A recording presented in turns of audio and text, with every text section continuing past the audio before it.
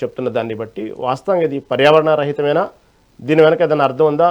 వాస్తవం ఇది పర్యావరణానికి ఎటువంటి లాభం ఇటువంటి వల్ల నిజంగానే పర్యావరణానికి ఎటువంటి హాని లేదంటారా? ఏమంటారు? దీనికి నేపథ్యం ఉంది, చాలా మందికి తెలీదు. మనకు ప్రతి ఏటా క్లైమేట్ చేంజ్ కాన్ఫరెన్సెస్ జరుగుతూ ఉంటాయి ప్రపంచ స్థాయిలో. అది ఇప్పటి వరకు 30 క్లైమేట్ చేంజ్ కాన్ఫరెన్సెస్ అయ్యాయి. అయితే ఈ ప్రతి ఏటా జరిగే ఈ సమావేశాల్లో ఆ, కొన్ని నిర్ణయాలు ప్రతి దేశము తీసుకొని మేము కాలుష్యం తగ్గిస్తాము, కార్బన్ ఉద్గారాలు తగ్గిస్తామని నేషనల్లీ డిటర్మైన్డ్ కాంట్రిబ్యూషన్స్ అంటారు, ఎన్డీసీస్.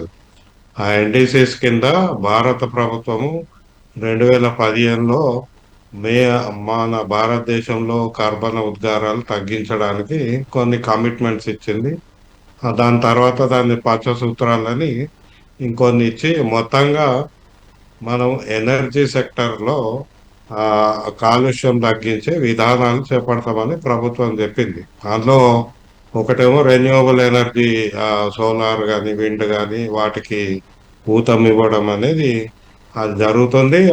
ఇప్పటికి మనం చాలా మటుకు పెంచుకున్నాం కూడా దాని కింద.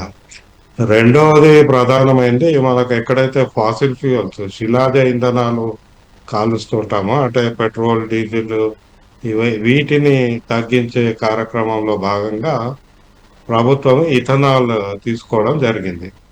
సో మొదట్లో ఇథనాల్ 10 తీసుకొని తదుపరి E20 అని ప్రభుత్వం యొక్క ఆలోచన. దానికి ప్రభుత్వం కొన్ని లెక్కలు చెప్తుంది, ఇది తద్వారా కార్బన్ ఉద్గారాలు తగ్గుతాయని.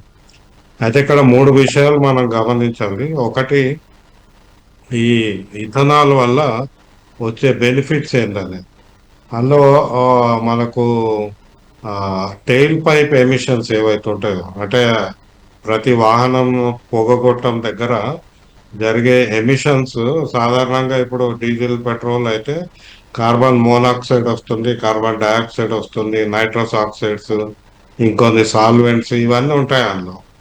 ఇప్పుడు ఇథనాల్ వాడితే ఈ కార్బన్ మోనాక్సైడ్ తగ్గే అవకాశం ఉంది అని పరిశోధన చెప్తుంది. అట్లాగే మన ఈ పార్టికులేట్ మ్యాటర్ అంటే అతి సూక్ష్మ కణాలు కూడా తగ్గుతాయి. ఈ ఈ పాటి బెనిఫిట్ ఉంటుంది. ఇది కాకుండా ఈ కాంట్రవర్షియల్ ఇష్యూ ఏంటంటే లైఫ్ స్టైల్ పైన, మొత్తం లైఫ్ సైకిల్ బెనిఫిట్స్.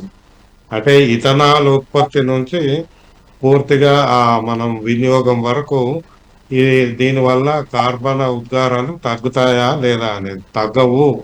ఎందుకంటే ఉత్పత్తి విధానం బట్టి ఉంటుంది. ఇప్పుడు ఇథనాల్ షుగర్ కేన్ నుంచి తీసుకుంటారు, మొక్కల నుంచి తీసుకుంటారు, మన ఇది రైస్ నుంచి తీసుకుంటారు.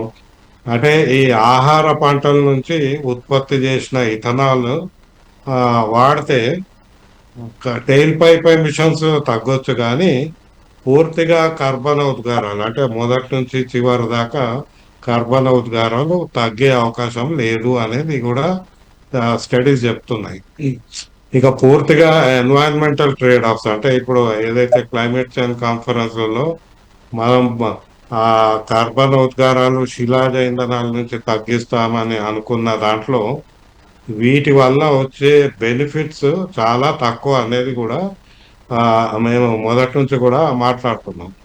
కానీ ప్రభుత్వము అవి కేవలం ఆ కార్బన్ మోనాక్సైడ్, ఆ కార్బన్ డైఆక్సైడ్ కొంత మేరకు తగ్గుతుంది కాబట్టి దాన్నే ప్రమోట్ చేస్తూ వస్తుంది. ఇది సమస్యాత్మకంగా మారుతుంది. ఇంకా వేరే విషయాలైతే మీరు ఇందాక అన్నట్టు అవన్నీ కూడా చర్చిద్దాం మనం.